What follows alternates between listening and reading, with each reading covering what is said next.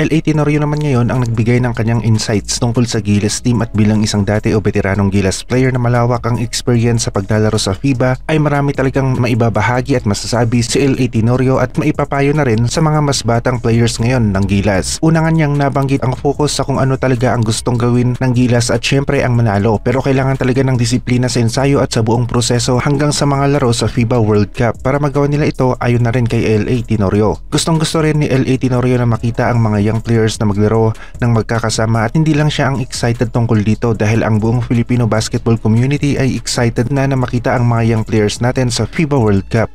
Lalong-lalo na sina AG Edu, Kai Soto, Jordan Clarkson kasama ang mga ibang players ng Gilas. Nabanggit rin ni LA na hindi savior o yung automatic na mananalo tayo dahil nandyan sina Jordan Clarkson, AG Edu at Kai Soto dahil nakadepende talaga sa team play ang resulta ng laro. Alam na alam ni LA Tenorio na talagang mahirap ang manalo sa FIBA World Cup dahil maging ang ibang bansa ay naging masinsinan ang paghahanda para sa event na ito at maging ang coaching staff ay alam ang bagay na ito. Kagaya ni Coach Chot, kaya napatawa na lang si LA at pabiro niyang nasabi na kaya puting-puti na ang buhok ni Coach Chot Reyes dahil sa hirap ng preparasyon at yung pagbuo ng counter o yung mga plays na gagana sa kanilang makakalaban sa FIBA World Cup.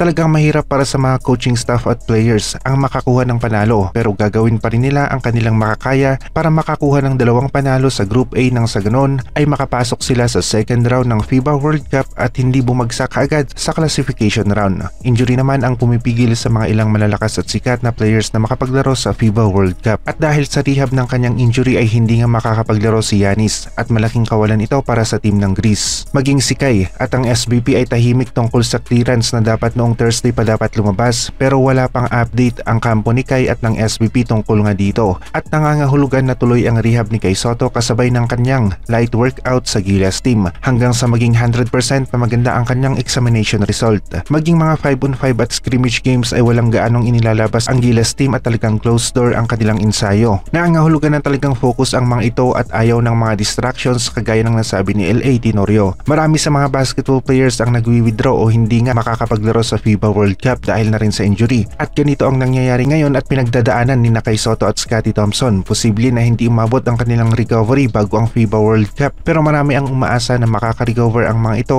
bago ang FIBA World Cup. Noong Thursday pa talaga dapat ang clearance ni Kai pero natatagalan ito dahil na rin sa isa lang ang sagot dyan. Kailangan pa ng konting oras para maging 100% itong si Kai kaya hanggang sa ngayon ay wala pang update ang SVP at maging si Kai at ang kanyang kampo. Ang maganda naman dito ay nasa practice na si Kai kaya nakikipagsabayan siya sa workout at alam niya kung ano ang nangyayari sa team. Lumabas naman unbeaten o walang talo ang team ng Italy sa kanilang mga tune-up games at handang-handa na ang mga ito sa FIBA World Cup. Isa itong balita na mas lalong magbibigay ng pressure sa Gilas team. Talaga namang underdog ang Gilas kontra sa Italy pero posible pa rin na magawa ng Gilas na manalo kahit na manipis lang ang tsansa nila. Sobrang lapit na ng FIBA World Cup at sa countdown nga ng FIBA World Cup ay 13 days na lamang ang natitira at patuloy na tumatakbo ang oras at papalapit ang araw ng pagsisimula ng event na ito. Kaya naman marami rin sa atin ang palaging nag-aabang sa kalagayan ng ating mga players, lalong-lalo na itong si Kai Soto dahil na rin sa isa siya sa magbibigay ng malaking tulong, lalong-lalo na sa loob ng paint, mapa-offense man o defense. At iba pa rin na may isang player na ganito katangkad sa loob ng paint dahil nagdadalawang isip rin ang kanilang kalaban kung aatakihin ba nila ang loob ng paint o hindi, lalong-lalo na kung napanood niya ang mga black highlights ni Kai Soto. Sana lang talaga ay maganda ang resulta ng test ni Kai pero malaking katanungan talaga kung bakit naaatras ang paglalabas ng resulta nito at sana talaga ay wala itong nararamdaman na mali sa kanyang likod at nakarecover na siya dahil dehadong-dehado na nga ang Gilas at mas lalo pa silang madidehado kapag walang isang Kai Soto. Pwede tayong magulat sa susunod na pahayag ni Kai, SBP at ng kanyang kampo dahil pwede na nasa 100%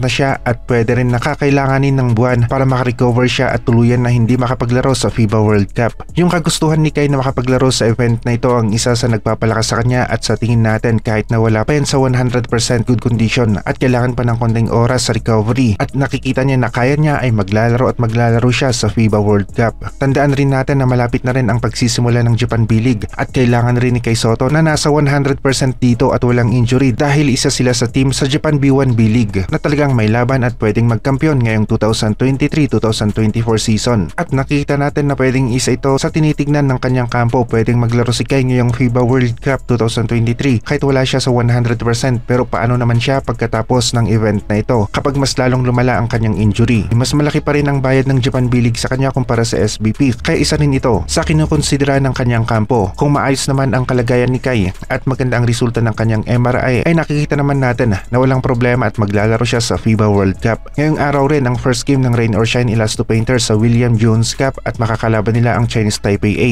Ange Kwame at Nick Evans ang makakasama ni Belga, Gabe Norwood at ng iba pang players ng Rain or Shine sa event na ito at susubukan nila na makuha ang kampyonato. Yun nga lang ay hindi ito magiging madali dahil na rin sa nandyan ang Iran na may Haddadi, anyang KGC at representative ng USA na magiging mabigat na kalaban para sa Rain or Shine Elasto Painters.